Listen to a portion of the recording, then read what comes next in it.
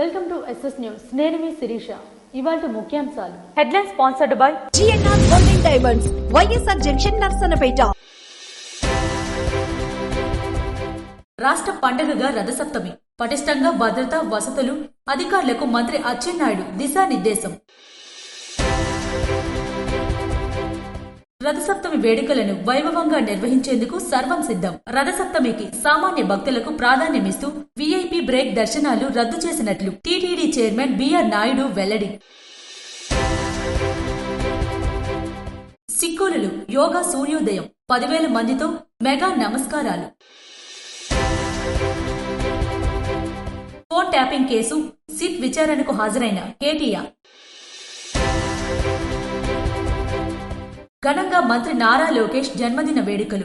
శ్రీకాకుళం జిల్లా పాతపట్నంలోని శ్రీ నీలామణి దుర్గా అమ్మవారి ఆలయ ప్రాంగణంలో నారా లోకేష్ జన్మదినం సందర్భంగా మొక్కలు నాటిన ఎమ్మెల్యే మామిడి గోవిందరావు.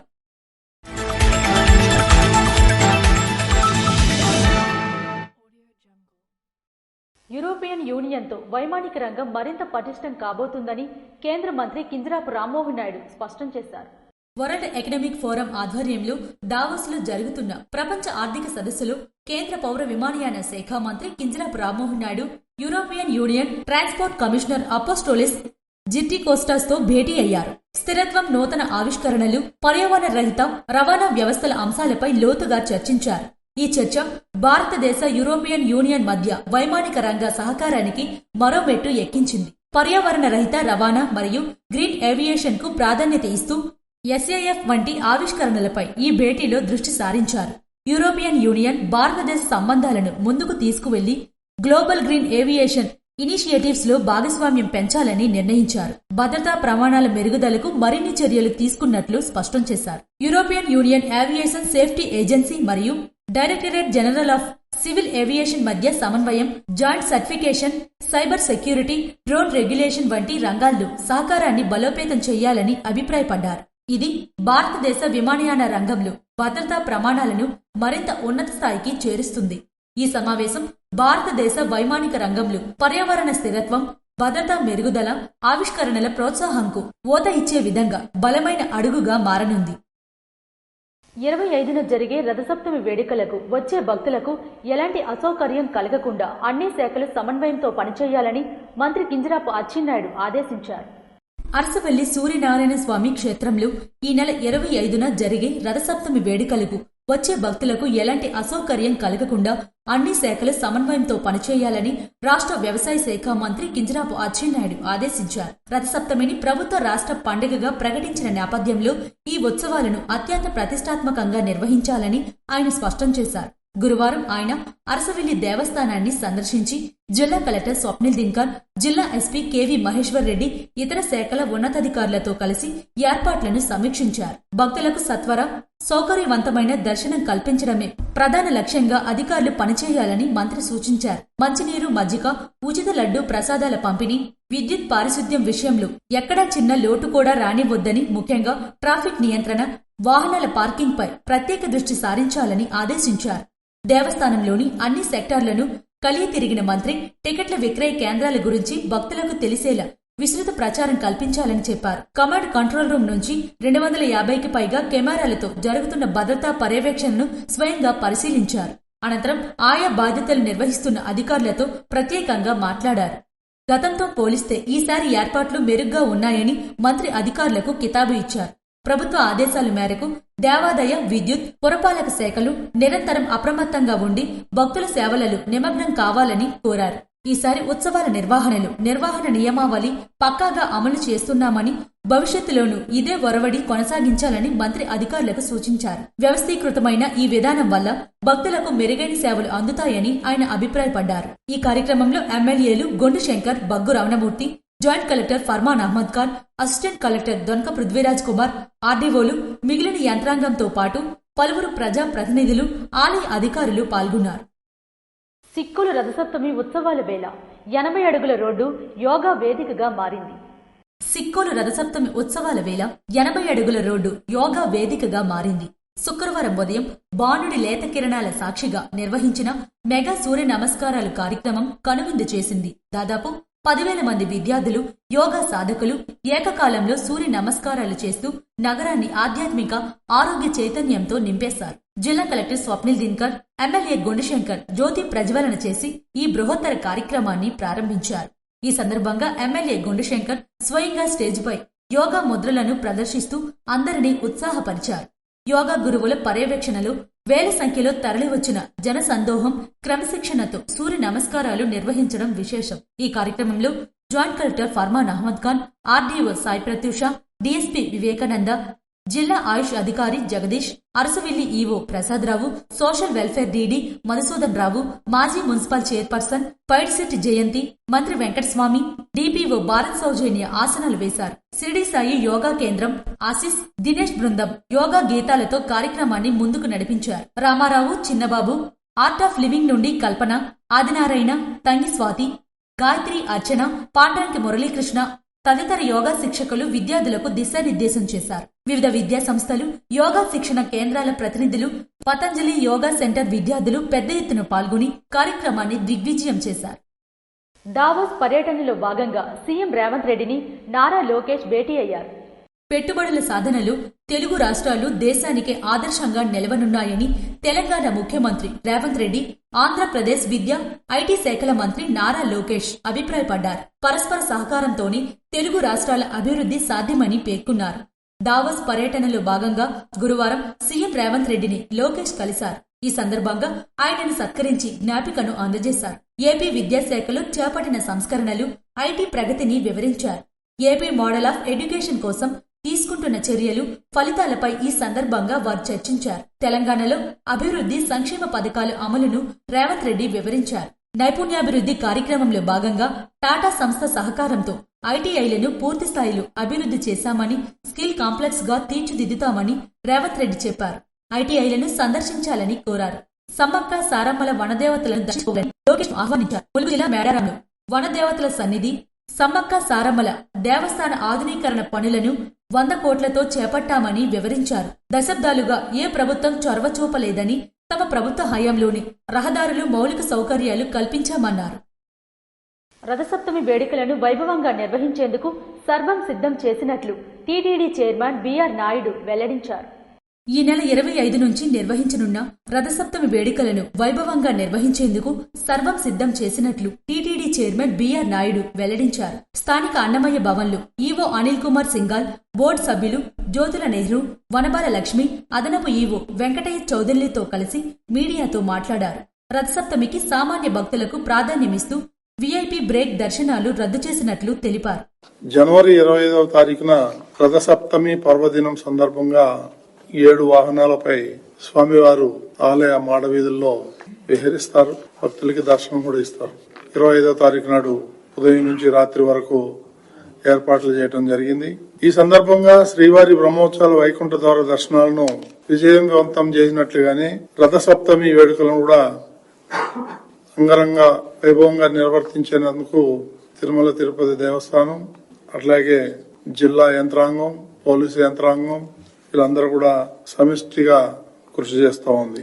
గతంలో లాగానే శ్రీవారి ఆలయం భక్తులకు రద్దీని దృష్టిలో ఉంచుకొని సామాన్య భక్తులకు అత్యంత ప్రాధాన్యత ఇచ్చేందుకు గాను జనవరి 25న శ్రీవారి ఆలయంలో ఆర్జిత సేవలు, ఈ ప్రివిలేజ్ అండ్ ప్రోటోకాల్ మినహా మిగిలిన సేవలన్నీ కూడా రద్దు చేయడం జరిగింది. భక్తులకు పంపిణీ చేసేందుకు 14 రకాల అన్న ప్రసాదాలు సిద్ధం చేశామన్నారు. గ్యాలరీలోని భక్తులకు 85 కౌంటర్ల ద్వారా ఉదయం నుంచి రాత్రి వరకు అన్న ప్రసాదాలు అందజేసేలా ప్రత్యేక ప్రణాళికలు సిద్ధం చేశామన్నారు. రథసప్తమి రోజు భక్తులకు పంపిణీ చేసేందుకు 14 రకాల మెనూ తయారు చేయడం జరిగింది. గ్యాలరీలో భక్తులందరికీ 52 ఫుడ్ కౌంటర్లు ఏర్పాటు చేయడం జరిగింది. దాని ద్వారా ఉదయం నుండి రాత్రి వరకు నిరంతరాయంగా అన్న ప్రసాదాలు భక్తులకు అందజేయడం జరుగుతుంది.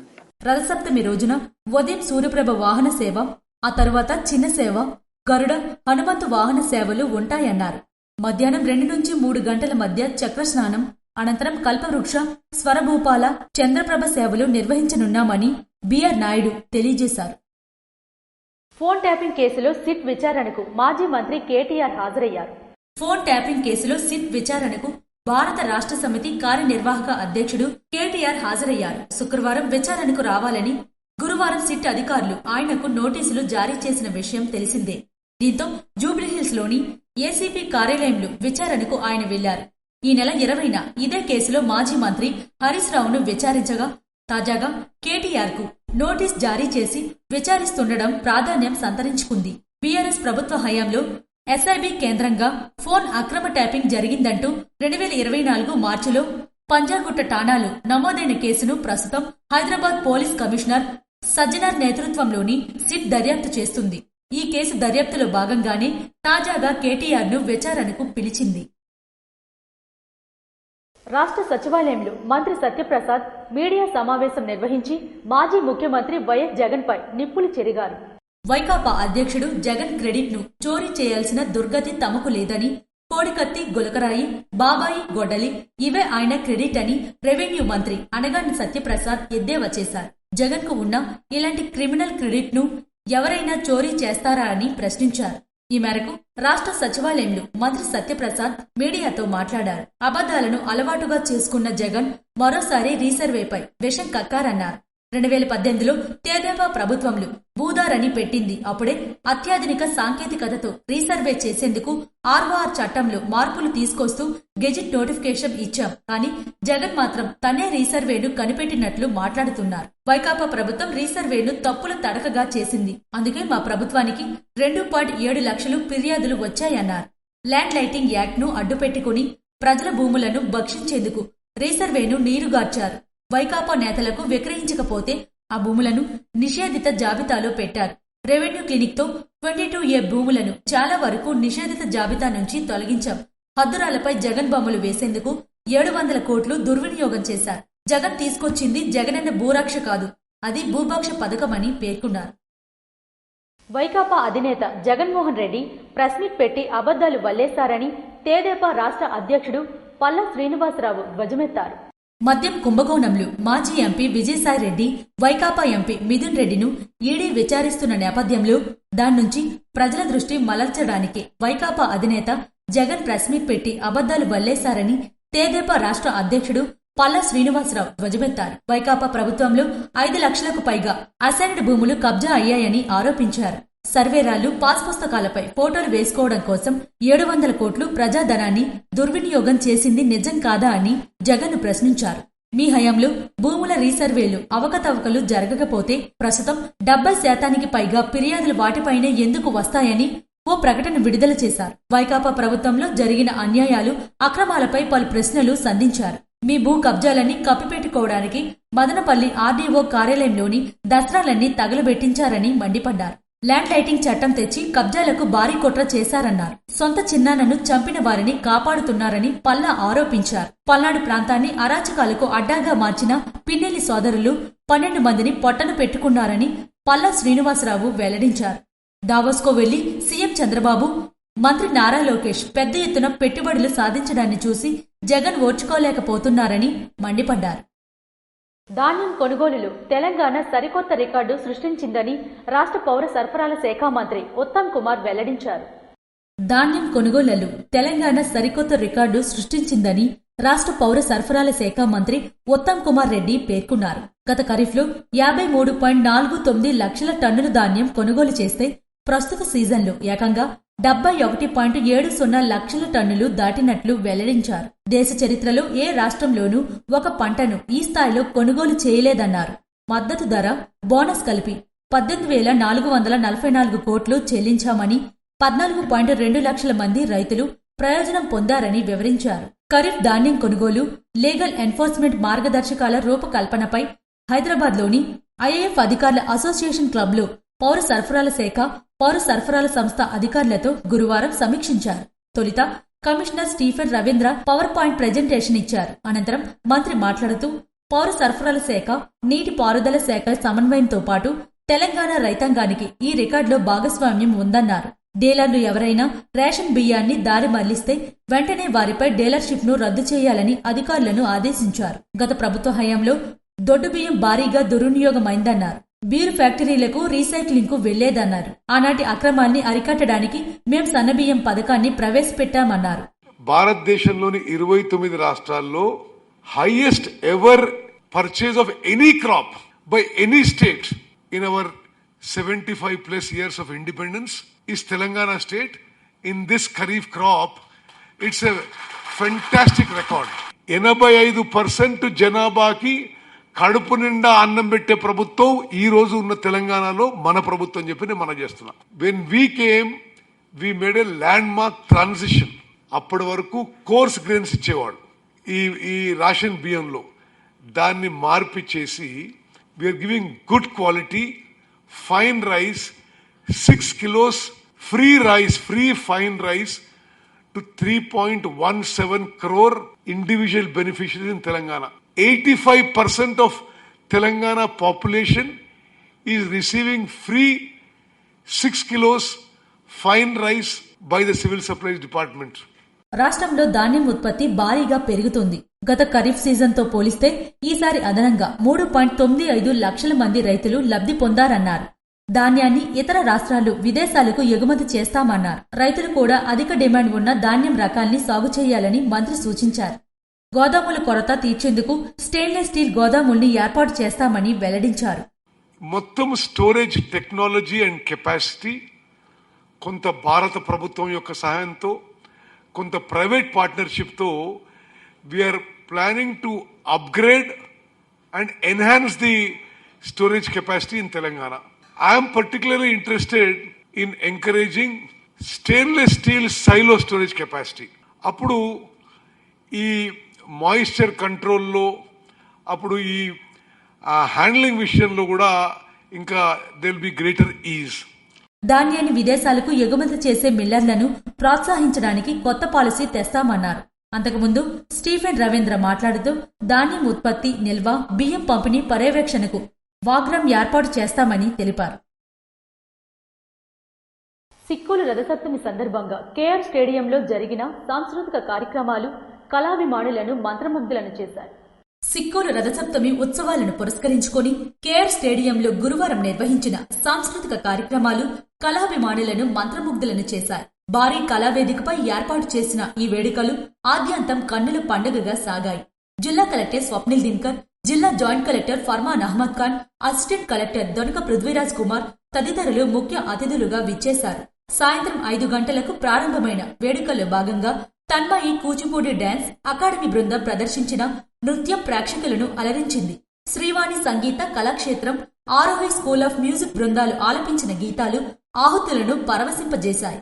ముఖ్యంగా ఐటీడీఏ ఆధ్వర్యంలో గిరిజన కళాకారులు చేసిన నృత్యం వేడుకలకే ప్రత్యేక ఆకర్షణగా నిలిచింది. రాత్రివేళలో ప్రముఖ కళాకారులు ప్రదర్శనలతో వేదిక దద్దరిల్లింది. Jabardasth fame, Bullet Bhaskar team తమ కామెడీతో నవ్వులు పువ్వులు పూయించగా, ప్రజా గాయకుడు గోరెటి వెంకన్న తనదైన శైలిలో పాటలు పాడి ప్రేక్షకుల్లో ఉత్సాహం నింపారు.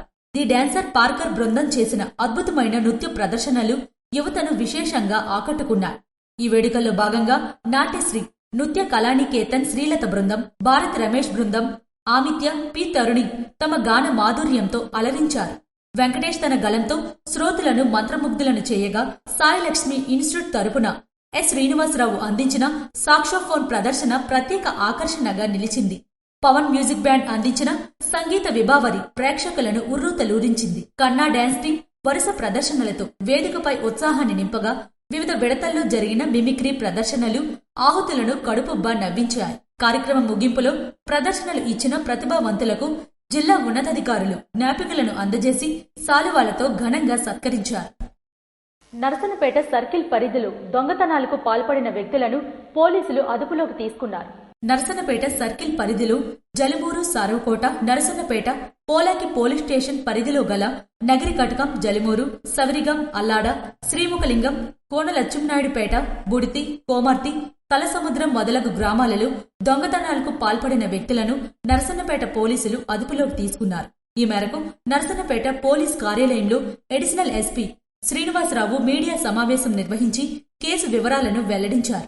సుమారు 35 లక్షల విలువ గల 31 తులాల బంగారం, 800 గ్రాముల వెండి, home theatre, DJ system, amplifier, ఒక తార్ వాహనం స్వాధీనం చేసుకుని నిందితులను జలుమూరు మండలం కొమనాపల్లి జంక్షన్ వద్ద అదుపులోకి తీసుకున్నట్లు తెలిపారు.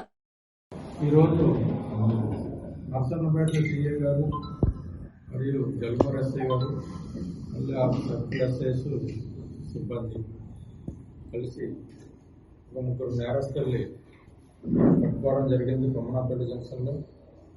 3 నేరస్తుల్ని విచారించగా వాళ్ళు చల్లా అచ్యుతరావు, అన్నాన యోగేశ్వరరావు, తర్వాత అల్లు నరేంద్ర కుమార్. వీళ్ళు 3 పట్టుకొని విచారించగా మొత్తం 12 కేసుల్లో వీళ్ళు కన్ఫెషన్ చేయడం జరిగింది. 12 కేసుల్లో కలిపి సుమారుగా 31.30 తులం, అంటే సుమారు 374 గ్రాములు అనుకుంటారు. సుమారుగా టోటల్ వర్త్ ఆఫ్ ప్రాపర్టీ సుమారుగా 35 లక్షలు వర్త్ ప్రాపర్టీ. అలాగే వాటితో పాటు ఒక హోమ్ థియేటర్, అలాగే ఒక డీజే సిస్టము, అలాగే సిల్వర్ 68 తులాలు ఇవన్నీ రికవరీ చేయడం జరిగింది. అలాగే వాళ్ళు నేరానికి ఉపయోగించబడినటువంటి మహేంద్ర తారు వాహనం 4-వీలర్, దాన్ని కూడా సీజ్ చేయడం జరిగింది. ఘనంగా రాష్ట్ర విద్యాశాఖ మంత్రి నారా లోకేష్ పుట్టినరోజు వేడుకలు. రాష్ట్ర విద్యాశాఖ మంత్రి నారా లోకేష్ పుట్టినరోజు వేడుకలు అత్యంత వైభవంగా జరిగాయి. రాష్ట్ర వ్యవసాయ శాఖ మంత్రి కింజరాపు అచ్చెన్నాయుడు ఆధ్వర్యంలో కోటబొమ్మాలి ప్రభుత్వ సామాజిక ఆసుపత్రిలో రోగులకు పండ్లు, వస్త్రాలు పంపిణీ చేశారు. ఈ సందర్భంగా మంత్రి కింజరాపు అచ్చెన్నాయుడు మాట్లాడుతూ తెలుగుదేశం పార్టీ వారసత్వాన్ని గర్వంగా మోస్తూ ఆధునిక రాజకీయాలకు కొత్త దిశ చూపుతున్న యువ నాయకుడు మంత్రి నారా లోకేష్ అని కొనియాడారు. పేరు కంటే పనితోనే తన రాజకీయ స్థానాన్ని సంపాదించుకున్న నాయకత్వం ఆయనదని వెల్లడించారు. విద్య, ఐటీ, నైపుణ్యాభివృద్ధి, ఉపాధి కల్పన వంటి కీలక రంగాల్లో స్పష్టమైన దృష్టితో ముందుకు సాగుతూ రాష్ట్ర భవిష్యత్తు నిర్మాణంలో కీలక పాత్ర పోషిస్తున్నారని అన్నారు. యువత ఆశయాలకు స్వరమిస్తూ ప్రజలతో నేరుగా మమేకమయ్యే నాయకత్వం ఆయన ప్రత్యేకత అన్నారు. దూరదృష్టి గల నిర్ణయాలు, నిరంతర కృషి, బాధ్యతాయుత పాలన ఇవే లోకేష్ నాయకత్వానికి బలమైన పునాదులని పేర్కొన్నారు.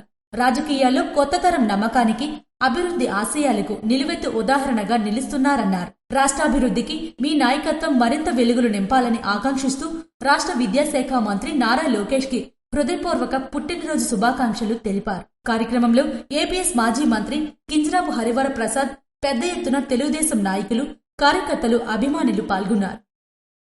మంత్రి నారా లోకేష్ జన్మదిన వేడుకలు శ్రీకాకుళం ప్రభుత్వ సర్వజన ఆసుపత్రిలో ఘనంగా జరిగాయి.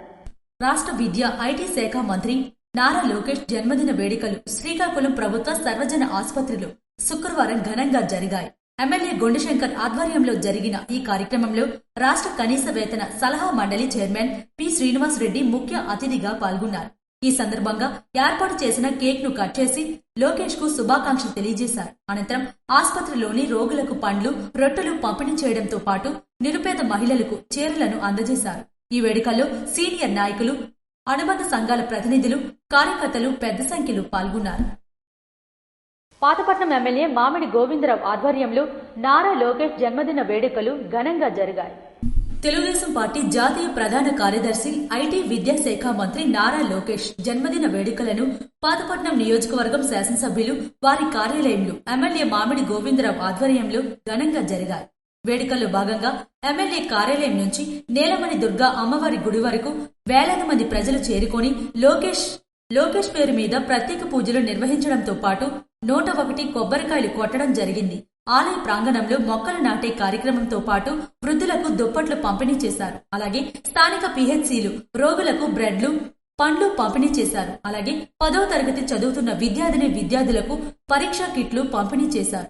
ఈ జన్మదిన వేడుకలకు 5 మండలాల ఎన్డీఏ కూటమి నాయకులు, కార్యకర్తలు, అభిమానులు తదితరులు భారీగా పాల్గొన్నారు. నగరంలోని ఎన్టీఆర్ మున్సిపల్ మైదానంలో నిర్వహించిన గ్రామీణ క్రీడా పోటీలను కార్పొరేషన్ చైర్మన్ శ్రీనివాస్ రెడ్డి ప్రారంభించారు. క్రీడాకారులు గెలుపోటములను సమానంగా స్వీకరిస్తూ క్రీడా స్ఫూర్తితో రాణించాలని ఆంధ్రప్రదేశ్ రాష్ట్ర కనీస వేతన board corporation chairman P Srinivas Reddy పిలుపునిచ్చారు. శుక్రవారం రథసప్తమి రాష్ట్ర ఉత్సవాల సందర్భంగా నగరంలోని ఎన్టీఆర్ మున్సిపల్ మైదానంలో రాష్ట్ర స్థాయి కబడ్డీ, జిల్లా స్థాయి వెయిట్ లిఫ్టింగ్, గ్రామీణ క్రీడా పోటీలను ఆయన క్రీడా జ్యోతి వెలిగించి ఘనంగా ప్రారంభించారు. ఈ కార్యక్రమంలో స్థానిక శాసనసభ్యులు, జిల్లా కబడ్డీ అసోసియేషన్ అధ్యక్షులు Gondu Shankar, joint collector Farman Ahmed Khan, assistant collector Donaka Prithviraj Kumar తదితరులు పాల్గొన్నారు. ఈ సందర్భంగా శ్రీనివాస్ రెడ్డి మాట్లాడుతూ రథసప్తమి వేడుకలను రాష్ట్ర ఉత్సవాలుగా నిర్వహించేందుకు ముఖ్యమంత్రి నారా చంద్రబాబు నాయుడు ప్రత్యేకంగా నిధులు కేటాయించడం అభినందనీయమన్నారు. రాష్ట్రం నలుమూలల నుంచి, ముఖ్యంగా నెల్లూరు నుంచి శ్రీకాకుళం వరకు 13 జిల్లాల జట్లు ఈ పోటీల్లో పాల్గొనడం జిల్లాకు గర్వకారణమని పేర్కొన్నారు. క్రీడల నిర్వహణలో ఎమ్మెల్యే గొండిశంకర్ చూపుతున్న చొరవను ఆయన ప్రత్యేకంగా కొనియాడారు. ఈ సందర్భంగా ఎమ్మెల్యే గొండిశంకర్ మాట్లాడుతూ రాష్ట్ర పండుగగా సిక్కోలు రథసప్తమిని నిర్వహించడంలో ముఖ్యమంత్రి చంద్రబాబు నాయుడు సహకారం ఎంతో గొప్పదని పేర్కొన్నారు. రాష్ట్ర స్థాయి పోటీల నిర్వహణ ద్వారా జిల్లా గౌరవం పెరగడంతో పాటు విద్యార్థుల్లో క్రీడల పట్ల ఆసక్తి పెరుగుతుందన్నారు. ఆరోగ్యవంతమైన సమాజ నిర్మాణానికి క్రీడలు ఎంతో దోహదపడతాయని వివరించారు. ఈ కార్యక్రమంలో Vamsadhara project chairman అరవల Ravindra, APS chairman కొండ వెంకట రామమూర్తి, మాజీ మున్సిపల్ కమిషనర్, మాజీ మున్సిపల్ చైర్పర్సన్ పైడిశెట్టి జయంతి, క్రీడాకారులు, శిక్షకులు పాల్గొన్నారు. ఇవి ఈనాటి వార్తలు. మరిన్ని వార్తలతో మళ్ళీ కలుద్దాం. చూస్తూనే ఉండండి SS న్యూస్.